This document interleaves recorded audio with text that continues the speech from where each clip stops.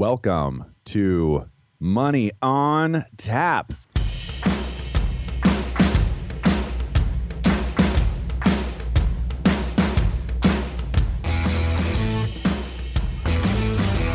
Money on Tap, your personal finance headquarters, where we bring out the professionals' experience and some fun in what we call three-dimensional investing, utilizing insurance, brokerage, and fee-based planning.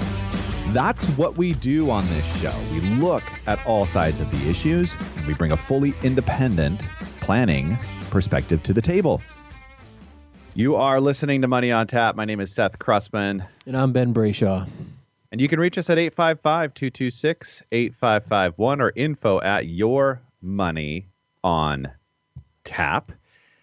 And you guys, we have got a show lined up for you today. And it even includes some pretty threatening language in the title.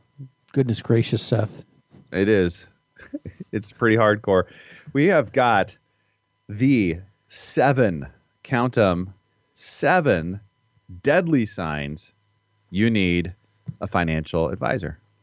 And I gotta state that with a little bit of caveat. That's what Ben and I do. So we're financial planners. If you're new to the show, you're like, who are these guys? Why are they talking about this? Well, that's what it's about. We're financial planners. Brayshaw Financial Group is our company. Money on Tap is our podcast and our radio show.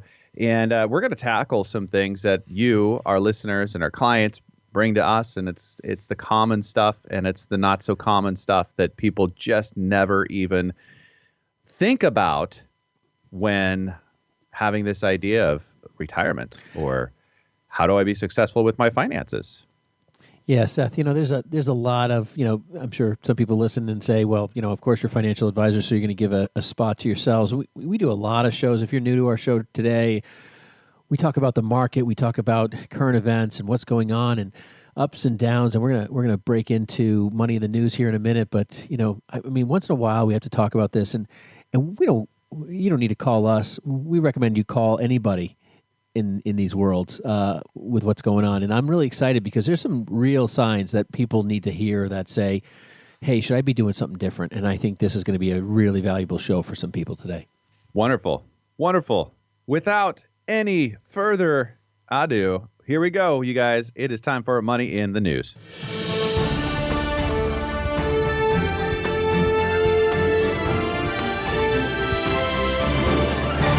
Ben, why? Why are factories so strong in a pandemic is article number 1 coming to us from the Wall Street Journal, and a question that I'm sure many people are scratching their heads if they're paying attention to what's going on in industrials. And it's been a really, really super strong sector in our economy. And they did a great job of outlining what they think is the reality behind the numbers here in this area of our economy that's just been doing incredibly well. Yeah, the Institutes for Supply Management. This article is written, first of all, by Justin Lahart, and the Institute for Supply Management, he quotes, on Tuesday said that its index of manufacturing rose to 56 in August from its a high in July of 54.2. Now, for people who are hearing these numbers and saying, what does this all mean? Basically, anything over 50 represents an expansion in our economy, and that's probably surprising when you're saying, hey, we're coming out of a pandemic and all this stuff is going on. There's just so much stuff going on in these factories, and they're rocking and rolling. And, that hasn't, we had a slight hiccup in the middle of this, but I think the demand, I've read a number of articles in this area, Seth, and I think the demand was so high before the pandemic that a lot of it's still passing through. People have obligations to finish building contracts and so forth. So factories are making up for a little bit of dead time. But he also mentions in here that part of the stimulus package that was sent out was actually, there was a number of people making more money off the stimulus than they would normally from regular employment, and that there is a lot of money coming out of that towards the various purchases of shopping that is driving some of this factory growth and factory expansion. What do you think, Seth? Well, you mentioned driving, and I think that that's of note. People are now buying cars, and they're making plans to buy that they're planning to buy. But since the COVID hit, they've kind of gotten back on track, and they've said, well, we still want that car. And guess what? The auto dealers are offering some pretty good incentives out there. Read a Dave Ramsey article that said the other day that even if they're offering you 0%, buying a new car isn't a good idea. And the consumer says, no, we think it's a great idea. We're going to buy cars. Yeah, it's funny you say that because I heard there was some statistic, and I don't know what the numbers are, but it was a ridiculous number of people from New York City were buying vehicles just to travel because they didn't want to fly. Trains and public transportation were a no-no. But getting a car for the first time because all they did was rely on public transportation was a big deal. And I think that's very interesting, that driving force. Driving force. Sorry, no well, pun. Sorry for the bad pun. Number driving. 2. Let's zip on to number 2. All right. So, folks, here, this is something that I think is going to really be of interest to a lot of people because Amazon is a household name to almost everybody, and it is a stock that has just skyrocketed this year. But Walmart, which is a very well-known competitor to Amazon, is now getting into the delivery space once again. Now, Walmart has created Walmart Plus, and it's going to be $98 a year for the membership for delivery, and it's going to be at home delivery. They're basically taking on Amazon head first. I mean, this is a pretty big deal. Walmart's probably got the largest capacity and ability to do this, probably the most likely to have success doing it, in my opinion. But they've tried this once before, and they've been unsuccessful, Seth. I mean, that's, I think, probably the surprising piece. Tell me more, because that's not something that I had in my quiver here to discuss. They did this once before, and it just didn't. It didn't work. Yeah. So they had a test round in the past, and man, maybe I read that somewhere else. But anyways, they had a test round, and they did this, and they did I think it was like a $35 fee, and it turned out to be a complete bust. And then the only thing that they ever kept from that test round was that anything over $35 in a cost would actually still be delivered for free. And they just use regular delivery for that from an online shopping piece. So that was kind of an interesting, I don't even know where it must be an article I read in accordance with this. But this is a big deal. Now, Walmart stock is expected to move off of this. I've heard a couple different analysts speak about that publicly, and they're very optimistic across the board that this is going to make a move. Now, how that actually plays out, I don't know. They failed once before, but Walmart has probably the biggest, strength to manipulate sellers to help buyers afford things and cover delivery costs and so forth. But the cost of actually shipping is fairly expensive for them. I think one thing, though, inside this Amazon world is that Walmart and all these big chain stores, they have this massive infrastructure overhead that is super costly. That's like these box stores in popular locations and shopping areas where Amazon is buying these rundown warehouses for dirt cheap in low tax areas that are near the outskirts of an area and storing, fixing these things up and storing their stuff in there, and then they're traveling around. The infrastructure cost is significantly different. Now, I think that's a major piece to how Amazon creates affordability around this, where these big box stores have this massive overhead that Amazon doesn't. And that brings me to an article that we talked about, what was it, last week or the week before, about Simon Property Group, Seth. Did we talk about that? In Amazon looking to take on a box store location as an anchor piece and maybe have pickup locations. But with the amount of mall locations that are just kind of dying around the country, they're getting that for cheap as well. And Simon knows that that's going to be an attraction for people.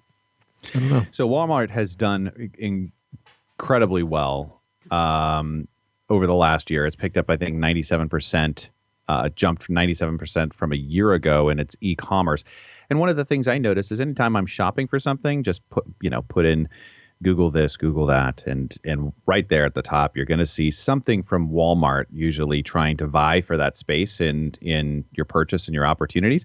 They have the distribution, they've got the warehouse, they've got the capacity to make this thing work nationally, far more than anybody else out there. And I think something to me that's kind of interesting is the positioning of what they're doing here is we're your neighborhood.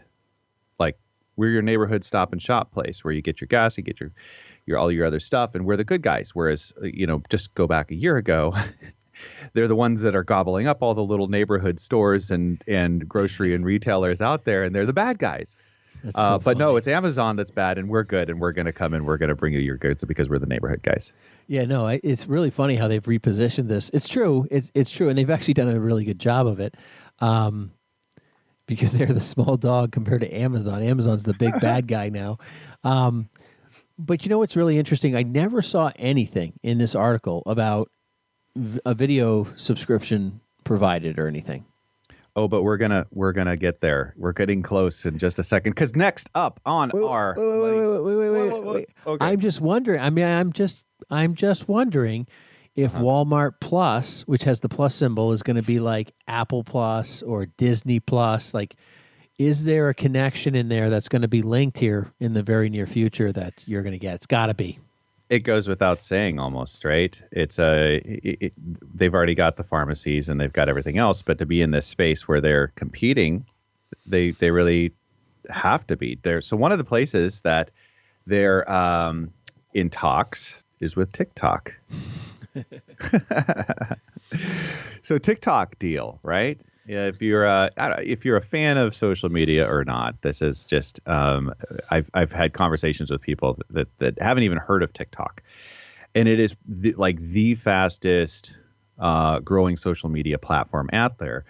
And but it's from China. Now, if you've been watching or paying attention to anything Trump says or is out there in the news, this is one of his kind of sound bites out there, is that TikTok is no longer going to be doing business in the U.S. unless they are U.S. owned, and there's kind of a threat of or national security or what do they have access to? TikTok has access to. So who are the people that are coming to the table with a couple dollars in their pockets to buy TikTok? I think it's $30 billion is what the offer looks like these days. And what is the hiccup? Well, and who are the players? So it has been Oracle, it has been Microsoft, and it has also been none other than Walmart. So, and they look like they're right now. Walmart looks like it has been the strongest of the contenders, teaming up with Microsoft. The problem here seems to be that not only is it the name and is it the platform, but there is an algorithm that is proprietary to TikTok that really sets it apart from what a lot of other social medias are doing. They all use algorithms. Anytime you go onto Facebook, guess what? It's advertising to you, and that's what it's about. This is sucking you in. Yeah, this is amazing. I mean, I was reading about this, and basically, this Chinese company ByteDance has figured out how to create these short video clips. Well, the video clips are created all over the world, but they've figured out how to link these things together. So the more you watch and you like, and I don't even know, I've never even used TikTok. I know my children have and stuff like that, or my kids, but they'll watch it. They'll watch it for an hour like a TV show. I mean, it's crazy. It's got ads. It's got everything. They don't even care. And I hear my daughter, she's 19, laughing hysterically over this stuff. And I mean, my kids are like coming over, Dad, you got to see this thing, But it has some sort of algorithm, some way it knows, like you don't like this, you like that, and they know how to stream repetitively, almost indefinitely, for stuff and information to keep you attached to it. Because if it was boring, you'd just be like, oh, this is stupid, right? But they've got it down, and honestly, people are saying that this algorithm is the deal. Like, that's what everyone really wants is, how do they read into the human mind differently than every other algorithm out there? Because, like, how many times you go to, I don't even have a Facebook account, but my wife goes to Facebook and it's like, hey, this is an ad that she's interested in. They figured out like, hey, what you click on and so forth. And how many times you open up, like I have a Instagram account. How many times you open something up and you say, I was just talking about this 20 minutes ago. Like everyone who's listening knows that that's true because you're like, this is eerie. It's listening to me or something. And that could be true too, but there's also, some sort of connection around there. There's some cleverness, but this stuff, this algorithm that TikTok has created is out of this world. It's very, very unique technology. Well said. And as said by others that are in the industry, Mr. Wei, who has worked at Facebook's Oculus and Amazon, says when you gaze into TikTok, TikTok gazes into you. And that's, I think, one of the things that, like you said, like that hour is gone before you know it because they have really captured your attention and done it so well. I'm just hearing the Twilight Zone kind of soundbite clipping through the back of my head right now as you said that. You want to know what one of our discussions with the 4-year-old Julian at our house was this last week was whether or not Alexa is a real person or not. And I have to guard myself when I say the A word Alexa around because we've got an Echo Dot over here and something else. And the next thing I know, she's talking back. But he's convinced, and he actually pointed out that we know somebody named Alexa, so she's a real person. That's funny. That's really funny. Well, that's going to do it for Money in the News.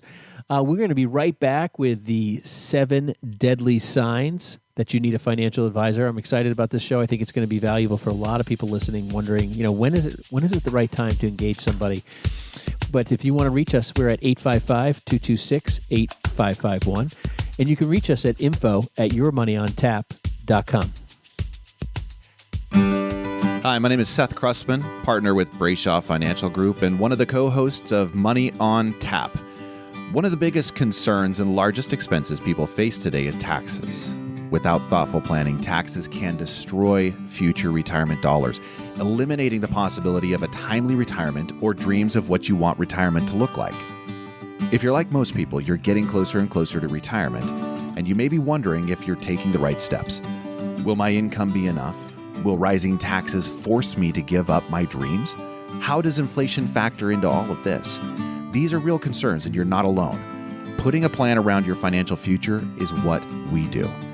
If you have questions when it comes to your financial security, and if you're looking for a personalized solution, contact us at Brayshaw Financial Group, 855-226-8551. It's time for you to start getting answers to your questions. Headquartered in Bedford, New Hampshire, Brayshaw Financial has offices across the country. We'd love the opportunity to show you how we can help. There's absolutely no cost or obligation to meet with us. Call us at 855-226-8551. 855-226-8551. Now back to Money on Tap with Ben and Seth. Welcome back. You are listening to Money on Tap. My name is Seth Krussman. And I'm Ben Brayshaw. And you can reach us at 855-226-8551 or info@yourmoneyontap.com. And we're going to jump right in to the main topic today, which is 7 deadly signs you need a financial advisor. Now, full disclosure, Ben and I are financial planners, and we're fiduciaries. And that's what our practice is based around, is always maintaining that fiduciary relationship with our clients. Okay. So the information that we're going to cover is really just, we could probably come up with a list of 20, but this is the amount of time that we have here. I just really like the title, Seth. I think it was a clever title. Well, that was all you. So go, you keep patting yourself on the back there. I like this. I like this. I like it a lot. And I'm really excited. I told you, Seth, I've had a number of people come. We've had people come in off the radio. We've had referrals. We've had a lot of stuff happening during this pandemic. And I really, when we were working on this show, I just really felt like it was so timely because there's just almost every person had like one, they had like 3 or 4 of these things, but it was just kind of like every one of them was hit on regularly on some level. And I'm pretty excited about the things because I think it's going to speak a lot to the average listener in a lot of different ways about when to make that first step. Are we going to dance around the topic? Or are we just going to jump right in? I'm going to jump in with number one here, Seth. I'm going to go right for it. Okay. This is something that I hear almost every time. I would say good 80, 90% of the time I hear someone say to me something along the lines of, my gut's been telling me I need to talk to somebody. I need to take some action, or I keep putting this off. This is like the number one thing. People know intuitively they're there. And, they have this kind of, I hear people say, hey, I listened to your show. I should have called you last year. Someone gave me your name a few years ago, and I know I should have done something then. I'm late to the party. And I always tell people that, you can't just walk in with regret. We just have to pick it up and move forward. But I would say number one is that, you have this kind of underlying feeling that something's not right. Yeah, sometimes that takes time to get to the point where you're either recognizing that's what's going on, okay? And in hindsight, it's always so much easier to take a look and say, yes, that's where I was at a year ago, 2 years ago. I mean, we've all done this, but you don't have to wait until January or December 31st to make the decision to understand more about what your options are, because that is really I kind of put it into a nutshell. If you're going to take a look at a really first layer of working with a financial planner, it's understanding where you're at. Everything has to come from that point. And so many people are even in a guessing game around their current financial situation. And how are you going to take the time to build the model that articulates ultimately what you're doing today and what that looks like down the road, and what maybe making a subtle change here or there could look like. And that's a very, very first layer, I would say. And your gut is probably telling you no, you're not. So get on board. Sit down with somebody that I would say is a fiduciary, right? Has your best interest at heart. It will communicate with you in a way that you can start to understand where you're at right now. Yeah, Seth, I think one of the things that I would probably reverse on the statement here is, what is the thing that's holding you back when your gut says, I need to do something? And, I would say that there's the few things that I think that are kind of the reverb in that background of that conversation that's going on is, one is finding someone you trust, right? You don't know who to go to, maybe. Or even if you have a couple of ideas you want to go to, there's that feeling of like pride, or creating this moment of humility where you just kind of, I need help and there's nothing else I can do, hoping that it had worked itself out. For some people, this is a pride issue. I don't know why. It's kind of like, this is all of your finances, but how many times do we walk up to the guy at like Best Buy and ask him about TVs because we don't know everything about TVs, and he's like, just got out of high school, That's not a pride issue for us. So why are finances? It's almost like it's presumed in some mindsets that you should just know and be completely competent in this, when, our schools don't teach any of this stuff, I would say, for the most part. But there's always this background conversation that's holding you back. And I think, honestly, identifying what those items are when that gut is telling you need to do something is probably the best way to figure out what it is that's concerning you the most. I love it. Yeah. Get unstuck. Quit beating yourself up. Quit looking back over your shoulder and saying what I could have had if I only would have, should have. And just take that step, and you know what? It's not every step initial step has to be perfect. It's about taking the action. And that's, if you can get there, you're doing it. And we just encourage you to be grateful that you are. Number 2, you are a high income earner, and you are in or near a top tax bracket. Yeah, I think this is a key one. I know I just interrupted you. Sorry, Seth. I think the thing is a lot of people think, hey, you know what? I'm not in that top tax bracket. I'm but when people don't realize that those marginal rates continue to climb as you make more and more money, you could have a small portion that's hitting a higher tax bracket than normal, and that's a big issue. Yeah, there are so many strategies that open up kind of as you start climbing through levels of income that really nobody but a financial planner or financial advisor can really bring to the table in a lot of circumstances for you. And if you don't have access, if you're not working in these areas to try to mitigate some taxes and, work through these situations on a daily basis, how would you know? You're probably not going to Google it and find the advice that's really going to make sense for you, or be able to, or take the time to model. You'd be able to, but I mean, it would take you quite a bit of time probably to model the numbers in different scenarios, but at least you can start to grasp what the decisions are and get options to the table that you can take a look at and start to understand where you're at and what some of these options start to play out. The large focus of our practice is on tax incentive planning, and we're evaluating, building, and creating, things to mitigate taxes and working with your CPAs in that area. This is one of our top tier things that we do. That's probably our specialty. And if you're that person, we would probably be a good company to call, people to work with.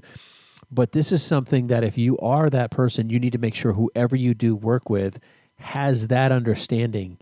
Not just finding somebody who does, financial advisors and financial planners, they are two different realms. And then when you actually get into, making sure you're working with a fiduciary and that they have these unique specialties, that's an important piece. And, sometimes you're going to find almost every time you're going to find somebody works in one domain or another, largely. And, if they're working in a domain that is not a good fit for you, it's never going to be successful no matter how much they care about your needs if they don't understand how to solve your problem. Number 3, you and your spouse can't quite get on the same page. You're not connecting. And, I was just having a really great conversation with a friend of mine yesterday about just what a challenge it is to even get on the same page with parenting. And that is something that we're working in 24/7. But we're each coming to the table with our experiences, right? With our kind of pre-decisions. Some of these decisions are already made for us. How are we going to relate to finances even because of how we were brought into the relationship of finances? It's very similar with our children. But here's a difference for you, right? Is that you probably are working on trying to work on solutions with your children 24/7 because they're there all the time needing something, and you're trying to figure it out, and you're trying to use everything of your experiences to get the best solution in place. And with your finances, it is just not like that. You get to a place where you have a problem, and you can be at loggerheads real quick without having somebody in there to understand where each person is coming from and how they're making the decision they're making, and they're doing it from the best place possible, the best place they have possible to try to make that decision. And that's a real challenge. I would take that to another direction too. I mean, I know what you're kind of alluding to, the kind of the everyday conversation, husband and wife. What are we doing? How do we want? How are we going to make this bill work or that expense work or save for this? And those are one piece. One of the other sides of this story that Seth and I deal with, I think, is just getting people on the same page about retirement. It's amazing how many people know that each other want to go to Paris, or somebody wants to do something in Tahiti or something, and they know a couple trips and so forth. But it's amazing to me how many people don't have a real conversation about what retirement looks like and the difference between dreams and reality. And, I can't tell you how many people I've assigned to go out to dinner and spend the entire dinner talking about retirement and what you want your retirement to be like, where you want to be, where you want to live. Are you going to move when your kids move? Are you going to, When grandkids happen, is one going to travel and one not? Is one unable to travel frequently or often via plane? There's just all sorts of different pieces that just are significantly detailed in retirement. And yet we talk about saving for retirement. This is this huge financial crisis that's in the background that people want to work with and talk about and make happen in their life. And it's this dream. It's this beautiful thing we envision having in our lives together. And yet very few people know what each other want. And so that's an important issue that we have to kind of address. And we really encourage people to connect, because connecting on finances is not just like, hey, it's these bills, hey, it's retirement. It's all the steps along the way. And sometimes what I find myself doing with clients is working through kind of the struggles of understanding pros and cons, where a husband and a wife might be in complete disagreement, and neither are wrong. And neither person is wrong. And kind of having a conversation with myself and them has helped a lot in trying to mitigate, unforeseen perspectives and kind of pros and cons and having that forward thinking. I mean, being in this business, 20 years or whatever it is now, and working with thousands of people in conversations, it's just interesting to me how many people are just not connecting. Not that either one is right or wrong. Now, sometimes someone is right and someone's wrong, kind of in a certain circumstance, but usually there's kind of a middle ground to be found. It's so much of the conversations that happen, or where people get disconnected in this, is they're in that tactical place with each other. They're trying to really address the elephant in the room at the moment, right? And doing their best to tackle that.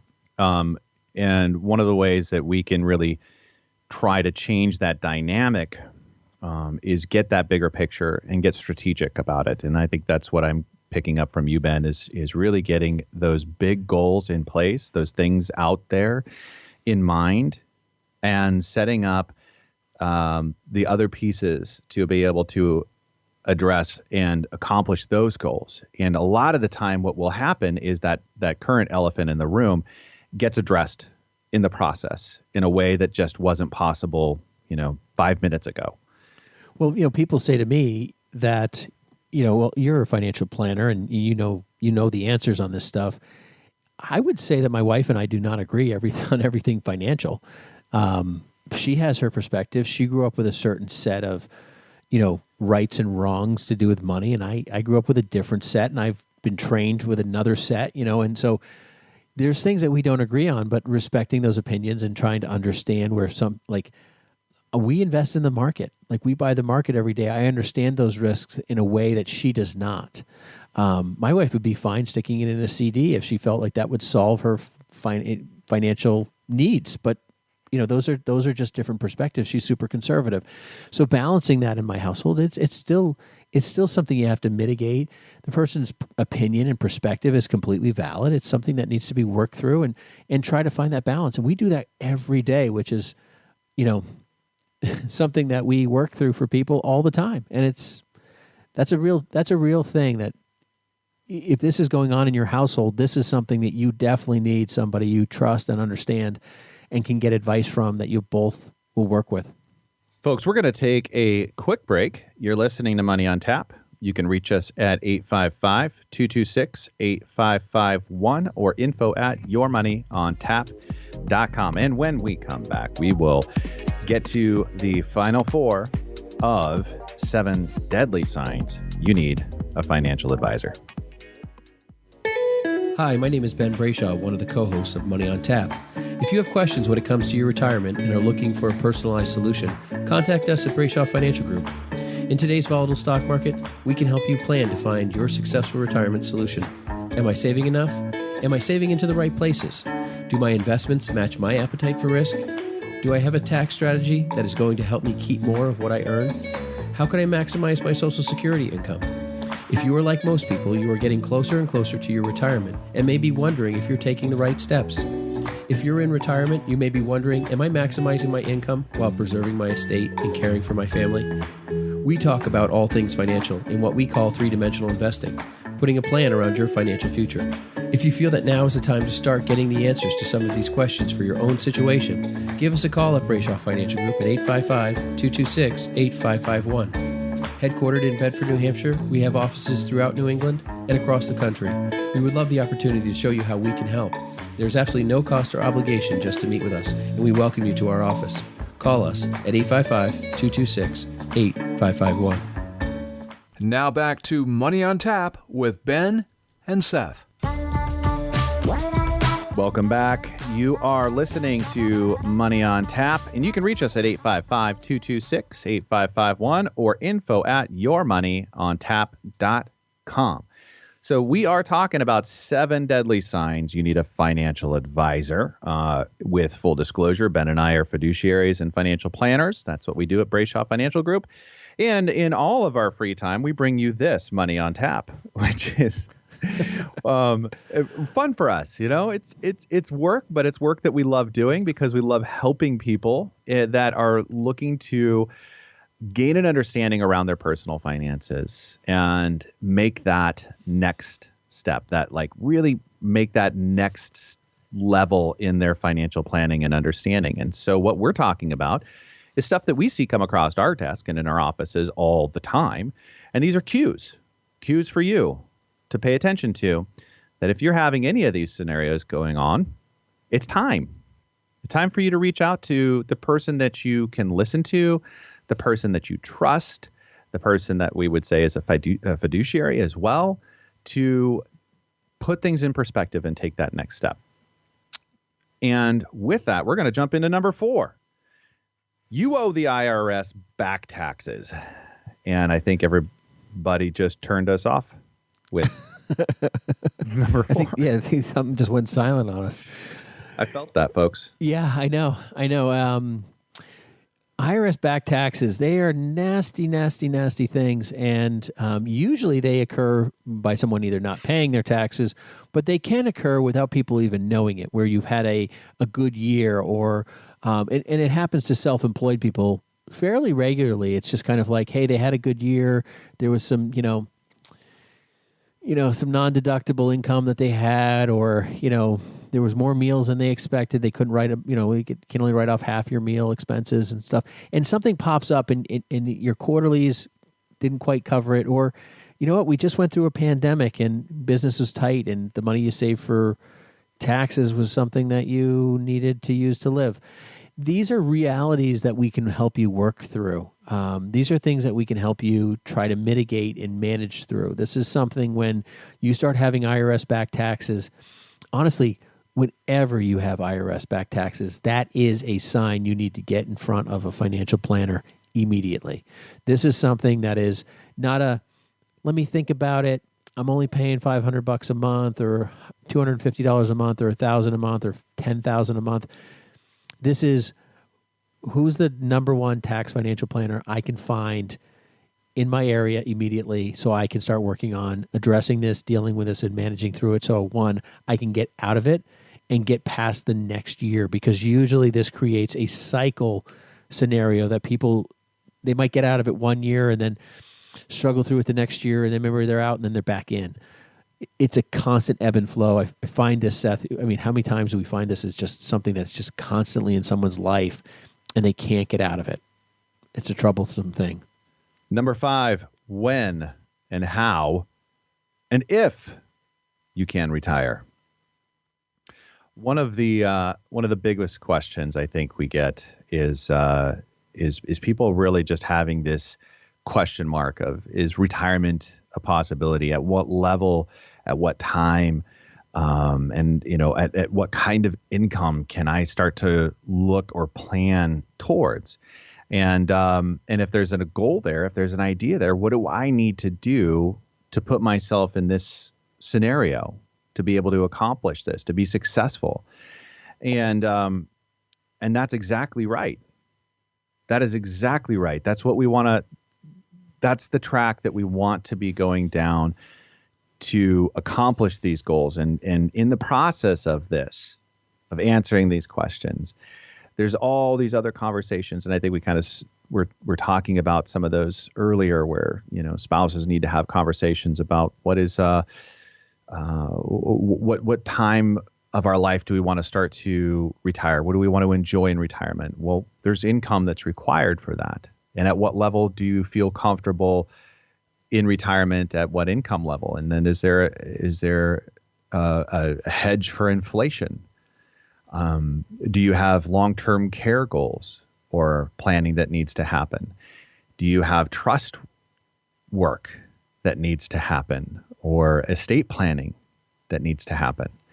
And this is what I would say where we would domicile probably around 75% of the time that we would spend with our clients in an initial consultation and working through a plan with them.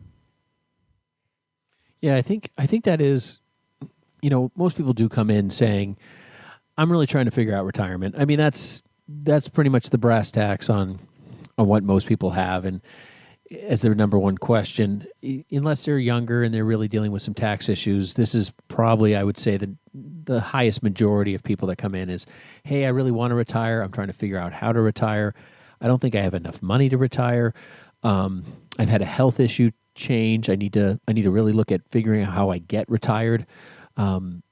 And I need someone to help me put it all together. This, I would say, this is number one. This is the top number piece coming through the door for people. And I get it. The sooner you start on this, the better off you're going to be. I mean, if you're 62, start. If you're 65, start. If you're 55 or 45, just get started. This is to work with an advisor and try to get yourself to a point where you're moving forward, you've got a plan, you understand what your needs are, what the goals are, because we have some serious issues ahead of us, and those issues are taxes and inflation. And those things are going to come on like a roaring lion, and it's going to devour a lot of people in retirement over the next 20 or 30 years. And that's what all the stimulus is going to cause. And a lot of people aren't evaluating that and not realizing that, hey, sitting out of the market right now is potentially a bad thing. And we're going to talk about the market here in a minute, and how that can be both a bonus and a negative. But if you're wondering whether retirement is a reality for you, or if you're saying to yourself, hey, I guess I'm working till I die, there may not be a choice for you. You may be forced into retirement. That happens to people all the time, even though they think they're just going to keep working and working and working. So right now, you're wondering, how in the world can I get a hold of Ben and Seth? You can reach us at 855-226-8551 or info@yourmoneyontap.com.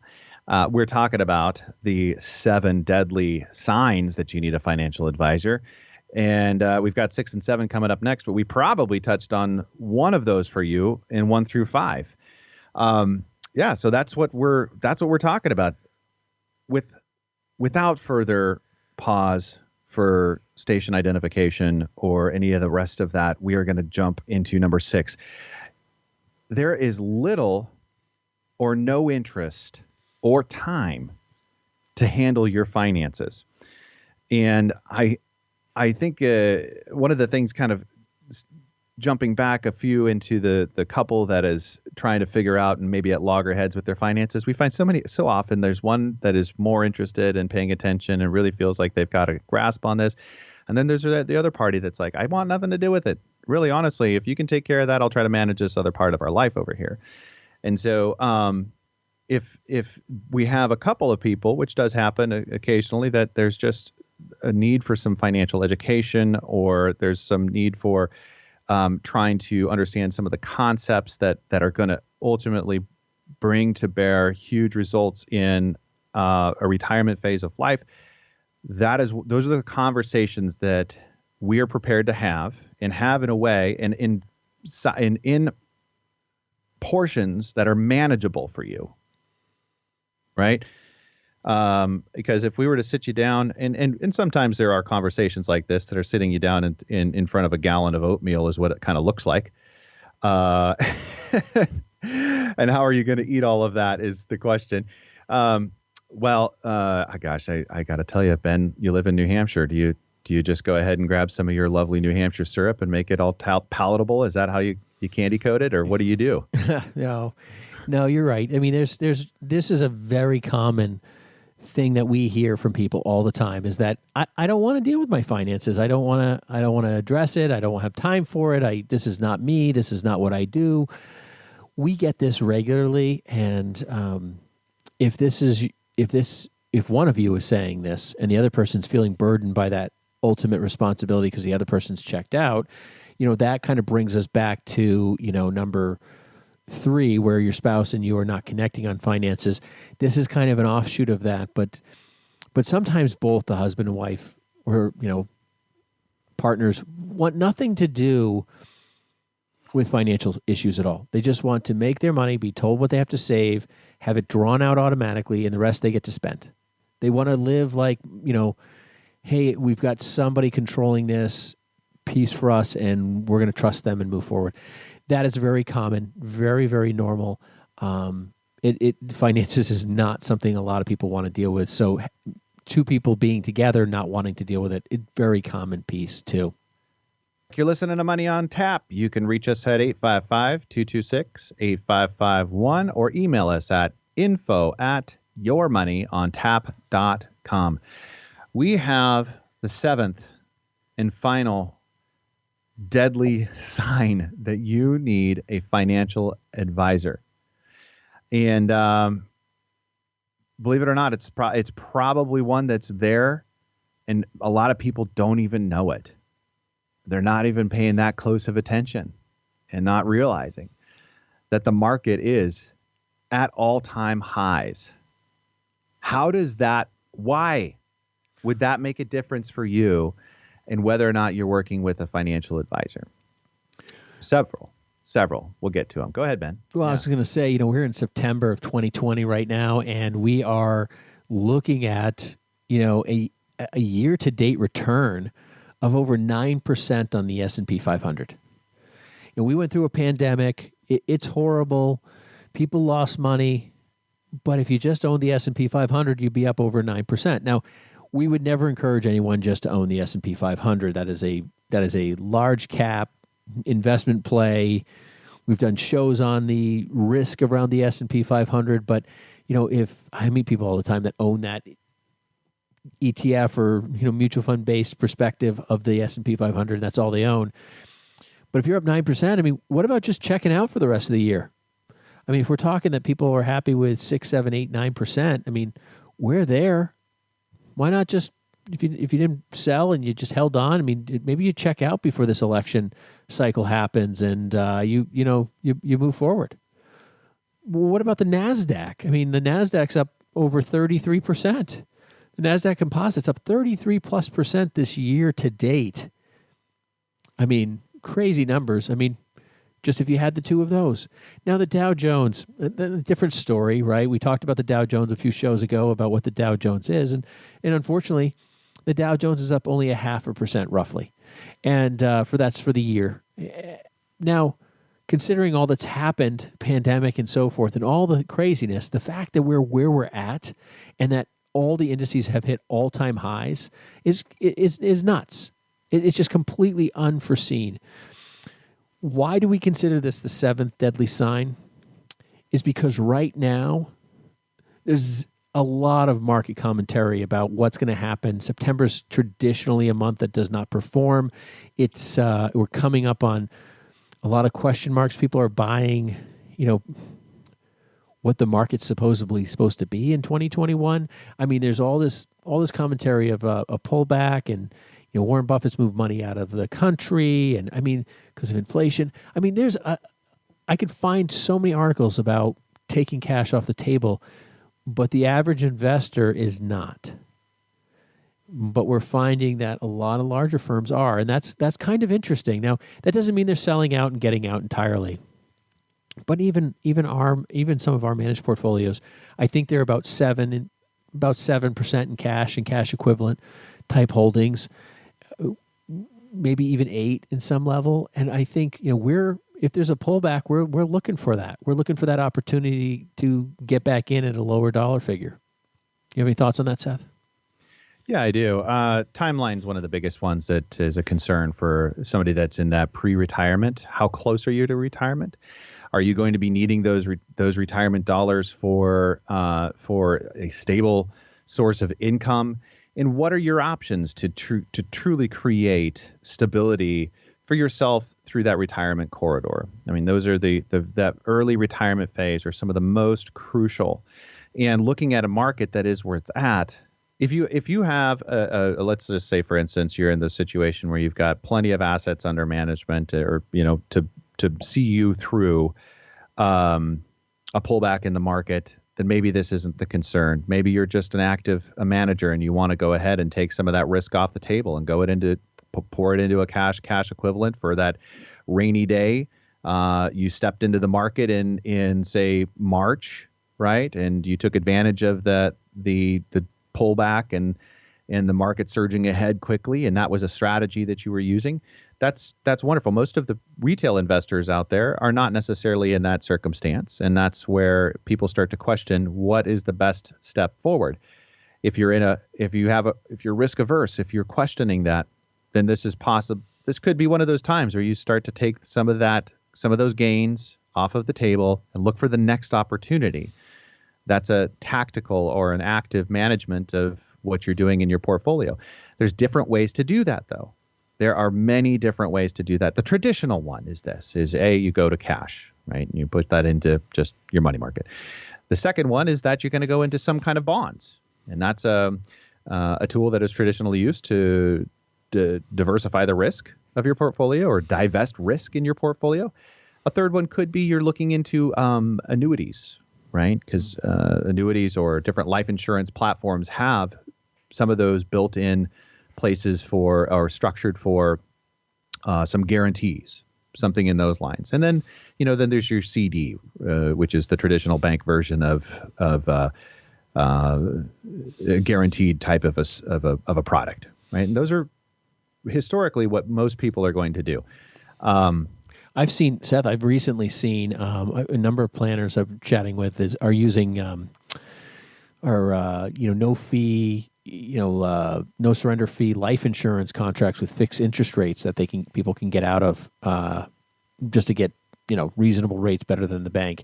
That's been an interesting, pretty hot topic recently because there's a couple different companies that are really actively engaging in that piece and the kind of the protection piece. Obviously, you'd have to be insurable in that scenario, but that's become hot because it's outside the banks, a little bit different kind of protection style, but people looking for interest rates are going to a lot of kind of unusual, not everyday pieces. Now, it's not that these things haven't been used for that in the past, but people are starting to consider some alternative kind of investing other than just the stock market. I mean, looking at annuities, even fixed annuities, pure fixed that look and smell like CDs have been a bigger interest recently as well, because people are saying to themselves, market's kind of recovered. This might be my one time to get out and kind of say, oh, I missed that whole horrible experience. And goodness gracious, if this vaccine doesn't come out and, if the COVID-19 mutates or, whatever the story is that you're fearful that might happen, that's this is kind of like a lot of people's second chance. And I think that's going to be something that becomes a reality for a lot of people in getting out of the market. And I'm seeing it generally, but the average Joe is not right now. But some of the bigger firms are really taking a cash position looking for opportunity on a pullback. Folks, it has been a pleasure. Thank you for hanging out with us at Money on Tap. And there you have it. These are the 7 deadly signs you need a financial advisor. If that is you, give us a call. You can reach us at 855-226-8551 or info@yourmoneyontap.com. And again, Ben and I are both fiduciaries. Brayshaw Financial is our planning firm, and we love the opportunity to work with you. And hopefully you enjoyed the ride with us today, and what we've been talking about has been hitting home for you in some way, somehow. Or if it's not, it's somebody that you love and you care about. And that's a great conversation, a great way for you to go ahead and share good information with them. You can go ahead and share the podcast, or you can just tune in wherever you're listening to us on radio.